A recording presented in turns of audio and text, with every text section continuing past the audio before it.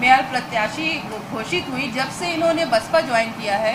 तब से जो अभिलाषा नंदी है वो ये नहीं चाह रही है, जो 10 साल से यहाँ पर मेयर है, वो किसी तरह नहीं चाह रहे हैं कि शाइस्ता परवीन मेयर के लिए इलेक्शन चुनाव लड़े, क्योंकि जिस तरह से उनको समर्थन मिल रहा है कैंपेन में, वो जा रही हैं करीब 2 महीने से जा रही हैं शाइस्ता परवीन। भाइयों हमारी आवाज़ आप लोग बोलती रहिए, आप बोलती रहिए। तो जिस तरह से वो करीब 2 महीने से प्रचार के लिए जा रही हैं, उनको दलित बस्तियों में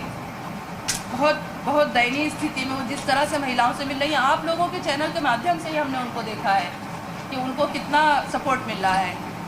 तो जो 10 साल पूर्व जो 10 साल से रह रही हैं यार, वो किसी तरह नहीं चाहती कि शाइस्ता परवीन फाइट में आए,